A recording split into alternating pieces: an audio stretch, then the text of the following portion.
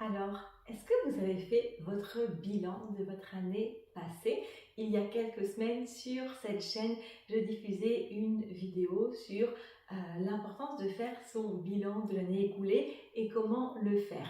Aujourd'hui, dans cette vidéo, je vous partage mon bilan professionnel, on pourrait dire, en tout cas en termes de yoga, et mon bilan surtout spirituel de mon année 2023. Je m'appelle Jenny Leclerc, je suis professeure de yoga, je suis aussi guide de voyage intérieur et je crois en un monde où tout le monde peut trouver sa place et s'y sentir bien. Donc tous les services que je vais proposer, les vidéos gratuites sur cette chaîne, mes accompagnements, mes cours de yoga, tout va dans ce sens de comment on peut trouver sa place et s'y sentir bien. Et il y a un an, je vous faisais une vidéo pour vous demander sous quel signe sera votre année 2023. Le mois dernier, je vous demandais alors votre bilan de votre année.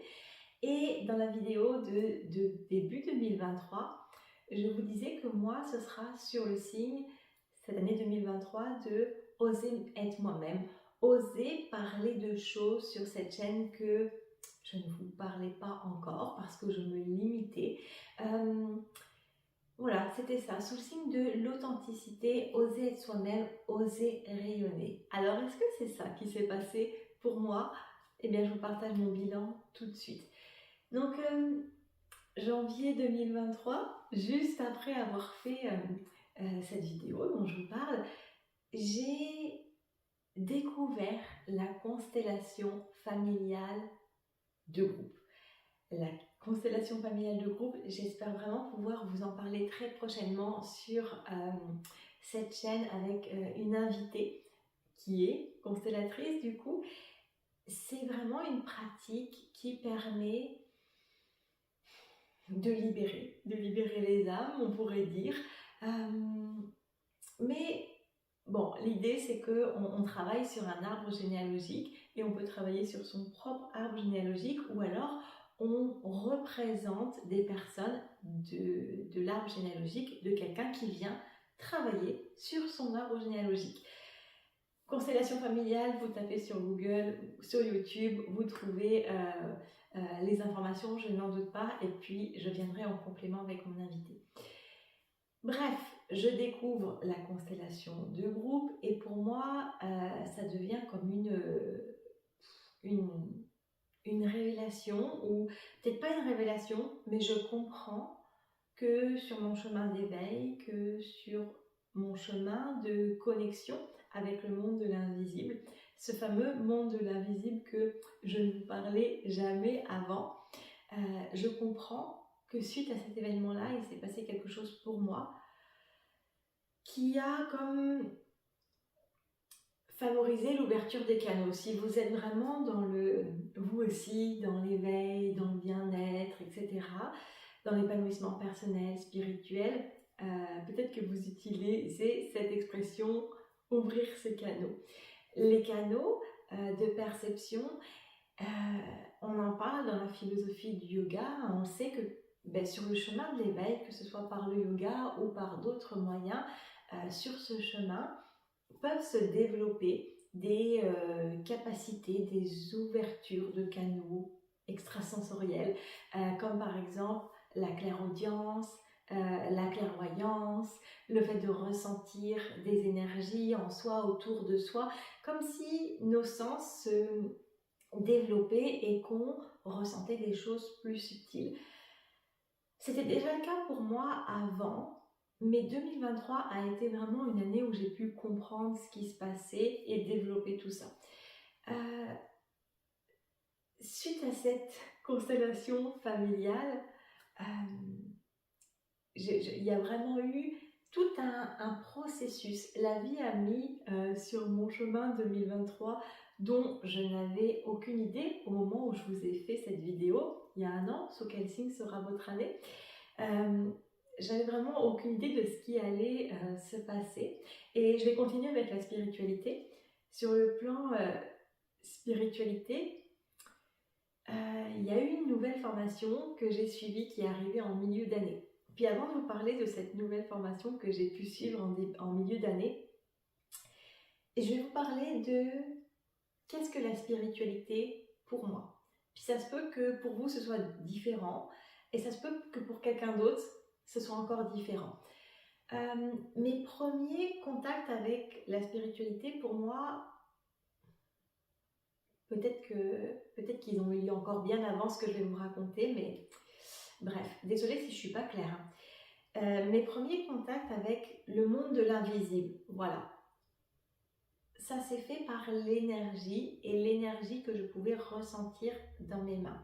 J'ai une vidéo où j'explique ce que sont les mudras sur cette chaîne, qui est la vidéo la plus regardée de ma chaîne, où je fais faire un exercice de frotter les mains et activer l'énergie avec une boule d'énergie entre les mains. Quand j'ai découvert ça, je me suis dit, wow, qu'est-ce qui se passe? C'est magique. Ça a été mes premiers pas vers ma première porte que j'ai ouverte vers la spiritualité. Et pour moi, ça s'est fait à travers le yoga, à travers les chakras. Et voilà, je ne vous en avais pas forcément parlé sur cette chaîne du monde de l'invisible, de l'énergie, etc.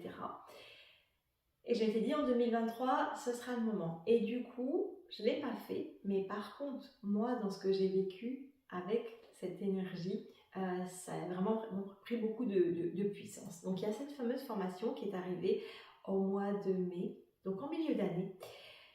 Jamais mon mental aurait pu penser que j'allais faire une formation qui portait ce nom. Une formation pour devenir canal. Alors c'est quoi être canal? Je vais y aller avec l'explication avec les chakras, puisque c'est ça que je vous parle depuis un petit moment. Les chakras, ce sont nos 7 centres énergétiques que l'on a sur le long de notre colonne vertébrale, de la base de la colonne vertébrale au sommet de notre tête. Devenir canal, ou en fait on ne devient pas canal, on l'est, c'est une possibilité. Alors je ne vais pas m'engager sur le terrain de tout le monde peut devenir canal ou non, c'est une voie à prendre ou non, ça nous correspond ou non, on découvre que c'est en nous ou non, que c'est facile pour nous ou non.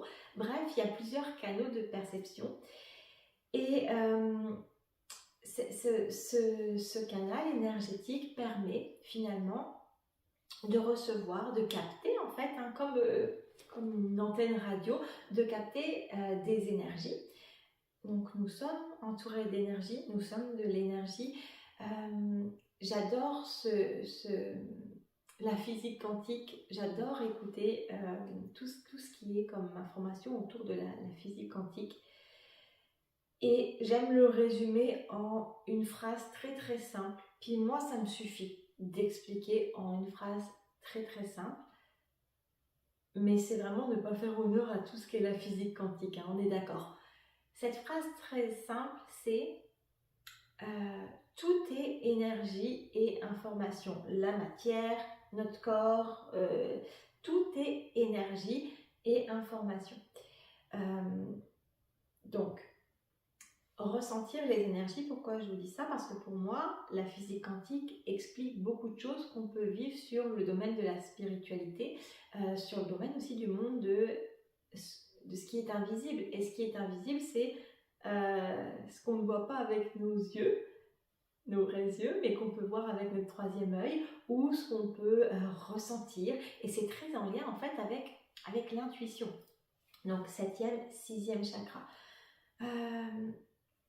L'intuition, on peut la développer et justement ça fait partie aussi de nos canaux de perception. On développe notre intuition de différentes manières, certains la clairaudience, d'autres la clairvoyance, la clairsentience, peu importe, différents canaux de perception quand on avance sur le chemin de l'éveil.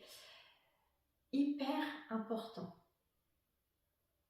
Ces canaux de perception, cette ouverture des canaux n'est pour moi, et puis dans la philosophie du yoga aussi, absolument pas une fin en soi.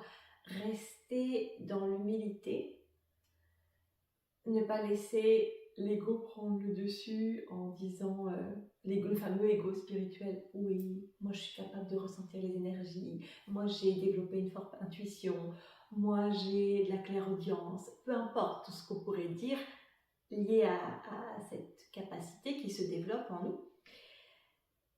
Hyper important de rester humble et c'est pas une fin en soi. Okay, pour moi, le but, c'est vraiment de dire, ok, qu'est-ce qui se passe chez chacune des personnes, qu'est-ce qui est développé et en quoi ça peut être utile à soi et aux autres. Et il n'y a absolument pas d'ego là-dessus. Cette formation qui est arrivée, donc ça a été donc une formation on va dire de channeling en fait, hein, sur le mot anglais américain. En français, canalisation, ce n'est pas de la plomberie, c'est du channeling. Et voilà, pour comme développer son intuition et puis se laisser guider et co-créer. Moi, j'aime beaucoup utiliser co-créer avec l'univers et puis chacun derrière l'univers va mettre ce qu'il veut. Donc, waouh, 2023, ça a été l'occasion de découvrir que ça faisait partie de mes potentiels à moi, de ce que j'étais venue expérimenter sur cette terre. Donc, grosse surprise. Qu'est-ce qu'il y a eu d'autre en 2023 ? Je pense que ça, là, entre la constellation familiale qui a permis vraiment d'avoir une ouverture avec des flashs qui arrivent plus facilement et puis d'avoir été emmenée sur cette formation, vraiment très puissant. Et c'est vraiment se faire confiance. Si vous aussi vous vivez ce genre d'expérience, je ne sais pas qui va écouter derrière cette chaîne, hein, derrière cette vidéo, de l'autre côté de la vidéo, je ne sais pas qui va écouter. Si vous en êtes au début de votre chemin d'épanouissement spirituel, il y a peut-être 1000 questions qui arrivent. Si vous êtes en cours de chemin ou bien avancé, peu importe, mais cette vidéo pourra résonner en vous. Ce qui s'est passé aussi sur mon bilan 2023, c'est qu'il y a eu aussi une autre formation qui est arrivée. Cette fois-ci, je ne l'ai pas prise avec moi, la formation en yoga ball. Donc ça aussi, une révélation, parce que comment est-ce qu'on peut lâcher prise, comment on peut se détendre, comment on peut prendre soin de sa santé avec ces balles. Il y a eu des ateliers qui ont été faits, que j'ai animés. Mes élèves ont vraiment adoré. Il y a eu des belles choses qui se sont passées avec ces balles thérapeutiques d'automassage. Il y a quelques vidéos que j'ai pu faire sur la chaîne et il y en aura surtout qui vont arriver. Prendre soin de sa santé grâce à l'automassage, c'est vraiment puissant.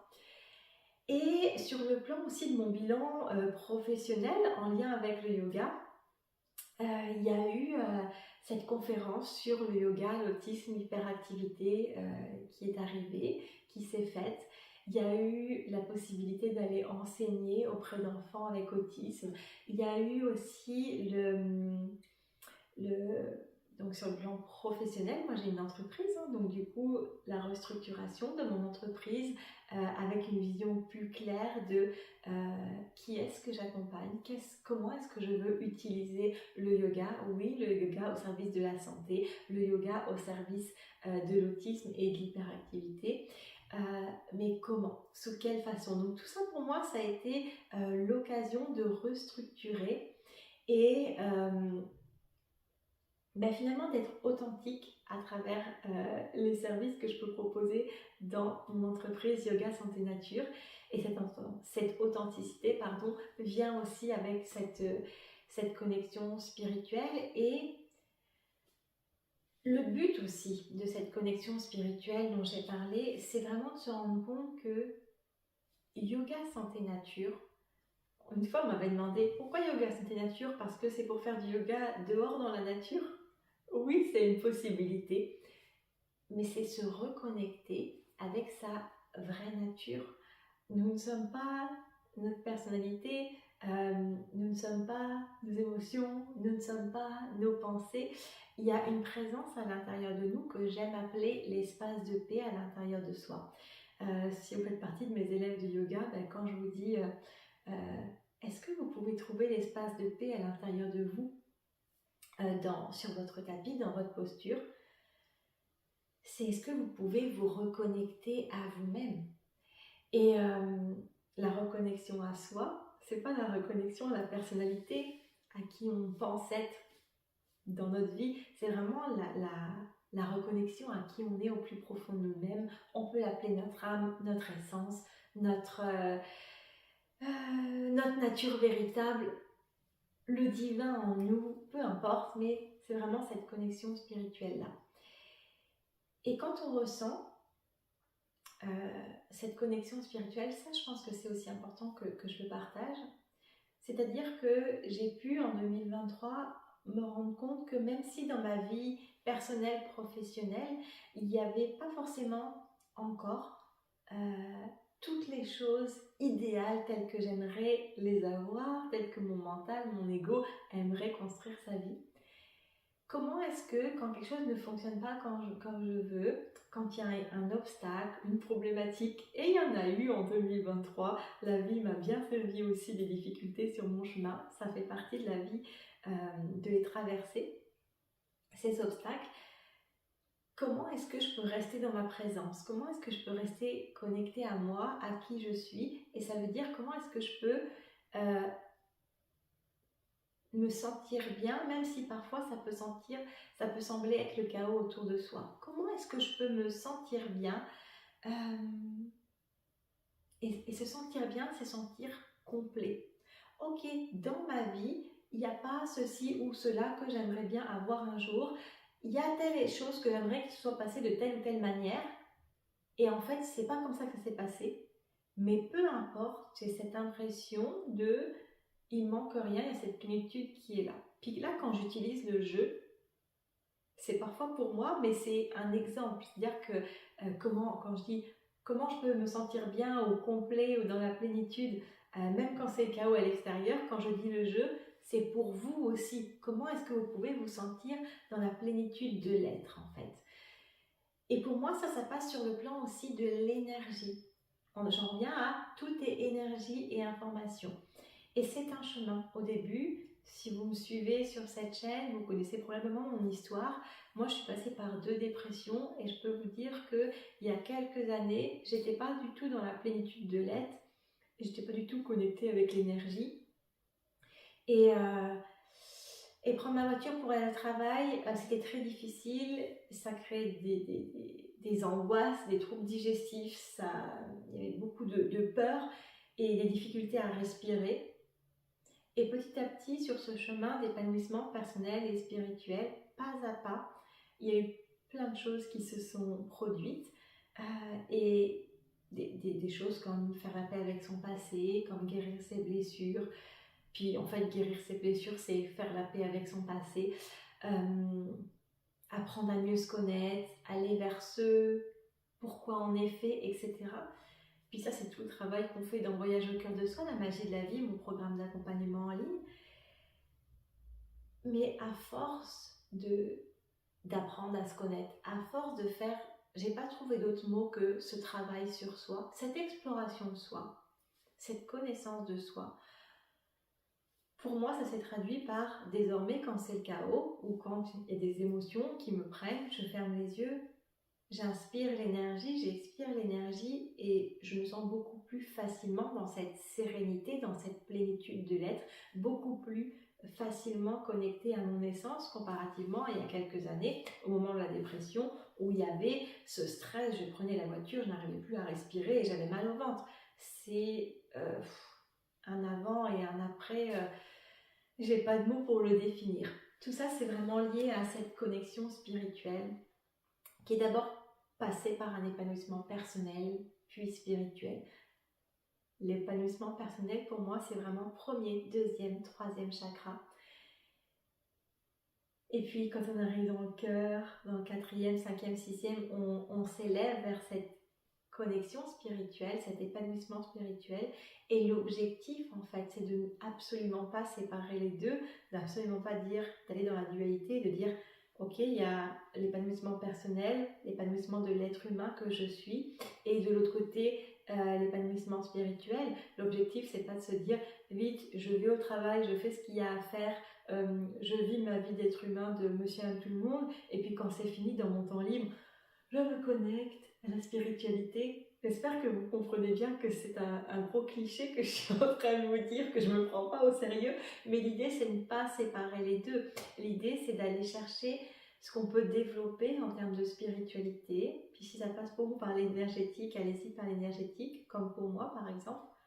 Comment en fait cette sensation énergétique de bien-être, de reconnexion à moi, je peux l'emmener dans mon travail, dans mes trajets de voiture, dans les choses que j'aime moins faire dans ma vie, comme je sais pas, faire le ménage ou autre. Comment est-ce que je peux être dans cette plénitude de l'être le plus souvent possible? Et je vais terminer cette vidéo avec sous quel signe sera mon année à venir, donc l'année 2024 pour moi, après ce bilan que j'ai fait. Je vous en partage un petit bout là, mais moi j'ai fait mon bilan plus complet avec les choses que je garde pour moi. Le signe de mon année 2024, ce sera vraiment l'équanimité. Donc l'équanimité, c'est comment est-ce que je peux me sentir d'humeur égale, dans la plénitude de l'être, quand à la fois il y a des superbes choses qui se passent dans ma vie et que mon ego est content, et qu'il y a des choses moins bien qui se passent, des déconvenues, des problématiques, et que mon ego pourrait dire c'est souffrant, c'est douloureux. Comment est-ce que je peux marcher sur mon chemin de vie dans cette plénitude de l'être, dans les bons et les moins bons moments? Et je pense que c'est un gros défi, et en tout cas moi j'aime les défis, j'aime les challenges, donc c'est ça que je me propose à moi-même. Peut-être que ça va vous inspirer à faire de même. Mettez-moi en commentaire sous quel signe sera votre année 2024. Si vous n'avez pas fait encore votre bilan 2023, c'est parfait. Vous pouvez aussi encore aller le faire, vous pouvez aller regarder la vidéo. Si vous ne l'avez pas encore fait et que vous ne voulez pas le faire, ne le faites pas, c'est parfait ainsi. Et ok, le message qui vient de vous dire là, c'est que cette année 2024 arrivent les séjours Yoga Santé Nature au gîte de l'Yggdrasil. Donc on a fait une vidéo avec ma collègue Frédéric pour vous en parler. Donc le premier séjour c'est du 2 au 5 février, c'est très prochainement là, au moment où je tourne la vidéo. Et c'est justement sous le signe de la reconnexion à soi. Donc ça va pas être l'objectif de dire comment je peux me connecter à ma spiritualité, comment est-ce que je peux aller goûter l'essence de qui je suis, de l'être spirituel. Ça passe, bien sûr, c'est un des objectifs. On ne sait pas si on l'atteindra, mais en fait, ça passe par commencer par calmer le mental, lâcher prise. Et donc, ça va être des pratiques bien-être qui vont aller dans ce sens. Donc, on va commencer avec l'épanouissement personnel dans lequel il y aura un petit peu de spiritualité, forcément, et puis chacune sur son chemin, chaque personne pourra évoluer. Puis là, je pense que c'est bon. Je ne sais pas pourquoi je vous dis ça, c'est que ça devait se dire. Mettez-moi en message sous quel signe sera votre vidéo. Sous quel signe sera votre année 2024. Si vous pensez que cette vidéo peut être utile à quelqu'un qui vous est cher, n'hésitez pas à la partager. N'hésitez pas à cliquer j'aime également, ça m'aide aussi à développer le réseau de cette chaîne. Et si ce n'est pas encore fait, vous pouvez vous abonner. A priori, en 2024, il devrait y avoir beaucoup plus de vidéos qui arrivent que les années précédentes aussi. On se retrouve dans une prochaine vidéo. Namasté et je vous souhaite de belles connexions, reconnexions à vous-même.